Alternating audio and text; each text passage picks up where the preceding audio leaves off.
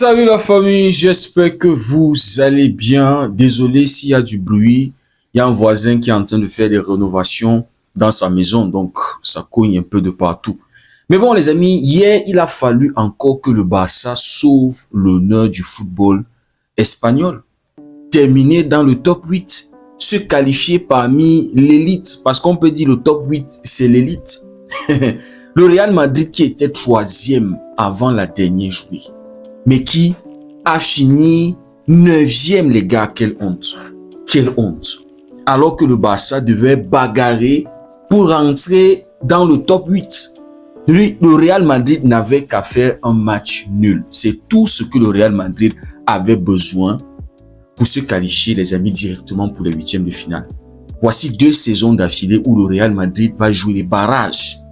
Franchement, les gars, le Big Real Madrid, 15 Champions League, c'est-à-dire on a le privilège. C'est un privilège pour nous les Espagnols, en fait, pour le football espagnol, d'avoir le club le plus titré en Europe. Mais voici 2 saisons d'affilée. Les mecs n'arrivent pas à se qualifier dans le top 8. Une honte, les gars. Donc, il a fallu que le petit frère, le Barça, sauve une fois de plus l'honneur du football espagnol. Sinon, on n'aurait personne, les amis, dans le top 8. Si le Barça n'avait pas fait le job hier, l'Espagne n'aurait personne dans le top 8. Tu vois 5 clubs anglais qui se qualifient directement pour les 8e de finale. Et le Real Madrid était incapable de faire un match nul pour faire sauter Manchester City. Pep Guardiola qui a tenu à remercier Mourinho d'avoir demandé à son gardien d'aller placer sa tête, c'est-à-dire d'aller se placer dans la surface pour être à la réception du centre. Et marquer ce 4e but-là qui les a permis d'accrocher au moins des barrages. Normalement, Manchester City doit envoyer un petit cadeau à Mourinho parce que c'était une masterclass de la part de Mourinho. Tactiquement, collectivement, c'est-à-dire le mec a mangé Arbeloa. 4 là, c'est trop petit. Ça ne reflète même pas la physionomie de ce match. C'est pour vous dire à quel point le Real Madrid était nul. 22 tirs de la part de Benfica. Normalement, Benfica, c'est au moins 7 buts marqués. S'ils sont un peu plus précis pour diminuer les 7 arrêts, c'est-à-dire diminuer au moins 3 sur les 7 arrêts de Courtois hier, Benfica, ça te marque 7 buts et ça ridiculise le Real Madrid encore plus. Donc, le seul job que le Real avait à faire hier, c'était un match nul. En 3-2, les mecs étaient encore qualifiés, c'est-à-dire les mecs étaient encore là dans le top 8. Je crois qu'ils étaient quelque part vers la 7e place comme ça. C'est vrai aussi que le but de Sporting, parce que Sporting jouait de l'autre côté contre Bilbao. À un moment, Bilbao menait, ce qui avait poussé le Sporting plus bas. Mais quand Sporting égalise, ce but-là fait le Real Madrid sortir du top 8. En ce moment-là, c'était 3-2. Il fallait absolument que le Real Madrid marque le 3e but, égalise pour faire sauter Manchester City. Parce que quand le Real descend à la 9e place, Manchester City monte à la 8e place. City n'était pas qualifié. C'est le 4e but de Benfica qui qualifie définitivement Manchester City. Mais les amis, une fois de plus, le Real Madrid a mis la honte sur le football espagnol. Passer de 3e à 9e. C'est-à-dire passer de qualifier directement pour les 8e de finale à barragiste. Et non seulement ils perdent ce match, mais il se mange 2 cartons rouges, les amis. Quelle image pour le football espagnol en Europe. Quelle image. Et tu vois leur petit frère Atlético qui termine 14e. Maintenant, tu as les Bilbao, Villarreal qui sont complètement éliminés de cette compétition. Franchement, il fallait que le Barça vole encore au secours. Super héros, les Barcelonais, pour venir sauver le football espagnol en Europe, les gars.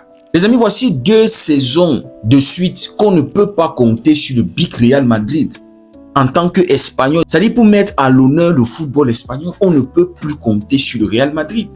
Depuis qu'ils ont signé un certain joueur. Les amis, quand on regarde le parcours du Real Madrid dans cette phase de championnat en Champions League, normalement le Real Madrid doit terminer premier.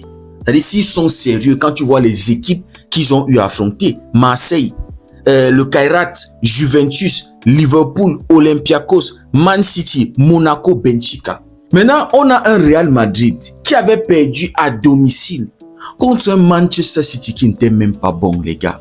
C'est-à-dire un Manchester City qui n'est pas au niveau du Manchester City qu'on avait connu, le Manchester City qui avait remporté la Champions League, je crois c'était en 2022, un truc comme ça. Le Real Madrid avait perdu 2-1 contre ce Manchester City-là. Le Real Madrid s'était déplacé à Liverpool, avait fait face à un Liverpool qui ne se portait pas bien et qui ne se porte même pas bien. C'est-à-dire c'est pas le Liverpool de la saison dernière monstrueux, qui avait terminé premier en phase de championnat de la Champions League. Le Real avait perdu 1-0 là-bas en étant nul. C'est-à-dire le 1-0, cela même ne reflète toujours pas la physionomie de ce match, parce que si c'était le grand Liverpool, ça allait être une grosse humiliation pour le Real Madrid. Le Real va perdre contre Benfica. Benfica, les gars, c'est vrai que Benfica à domicile ne tape pas Benfica qui veut mais qui peut. Au lieu que Big Flo nous envoie quelques millions, comme ça on les envoie la recette de comment battre Benfica, ils ne l'ont pas fait. Il fallait au moins un match nul pour le Real Madrid hier. Ils n'ont pas pu, les gars. Défaite 4-2 contre Benfica. Donc voilà les 3 défaites qui ont éliminé le Real Madrid d'une place qualificative directe pour les 8e de finale. Quelle honte quand tu vois les clubs qu'ils ont affrontés. Les clubs qui ne sont pas à leur prime. Hein. Le Real Madrid n'a pas pu. On se rappelle que contre l'OM, il y avait eu un vol. Penalty accordé pour le Real Madrid qui n'aurait pas dû être accordé. C'est-à-dire l'OM qui s'était fait voler au Bernabeu. Ça, c'était lors du premier match. Ils avaient gagné 2-1. Maintenant, ils sont allés au Kairat, triplé de Kylian Mbappé. Juventus 1-0. 1-0 contre Juventus, les gars. Franchement, les amis, quand on regarde le parcours du Real Madrid, normalement, le Real devait se qualifier naturellement, sans forcer, dans le top 8. Mais, depuis qu'ils ont signé un certain joueur, ils sont dans le ridicule. Mais non, il ne faut pas le toucher parce qu'il fait son job. Il marque ses triplés. Maintenant, quand on vient au parcours du Barça, les amis, c'est beaucoup plus difficile que celui du Real Madrid. Chelsea, champion du monde. Le Paris Saint-Germain, champion d'Europe. Et logique, on a perdu contre ces gars-là. C'est les 2 défaites qu'on a eues. Contre Bruges, c'était à l'extérieur. Vous voyez, les matchs à l'extérieur peuvent souvent être compliqués.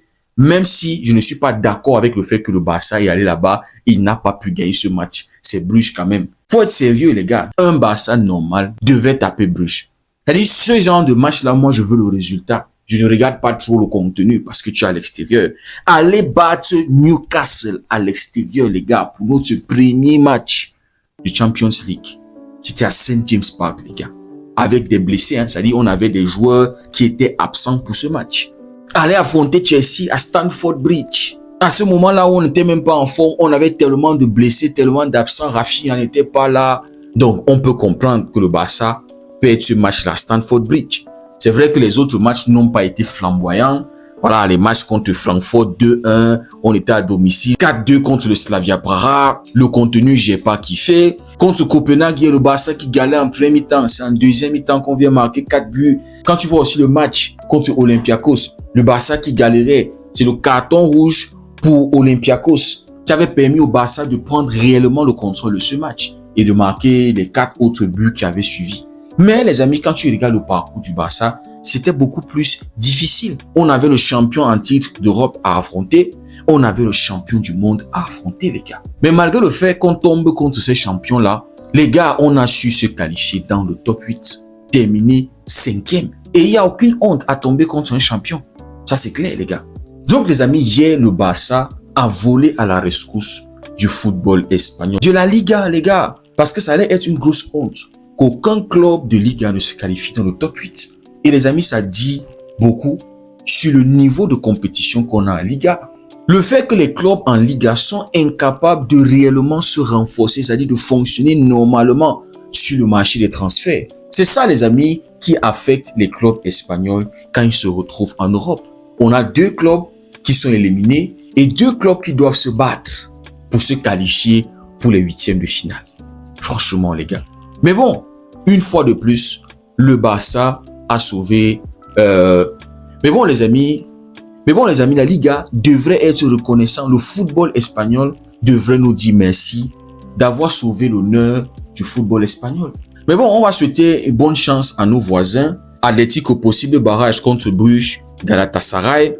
Le Real Madrid, possible barrage contre Bodo Glimt et Benfica. Moi, je veux un Real Madrid-Benfica encore. pour avoir 2 matchs où on va se régaler, les gars. Hein? Mourinho encore contre le Real Madrid, s'il vous plaît, UEFA, donnez-nous ce poulet. Les amis, dites-moi ce que vous en pensez en commentaire. Si le contenu vous a plu, n'hésitez pas à liker, partager. Pour ceux qui découvrent cette communauté, n'hésitez surtout pas à nous rejoindre. Merci beaucoup d'avoir suivi la vidéo. On se dit à très bientôt. Passez une belle journée. Que Dieu vous bénisse.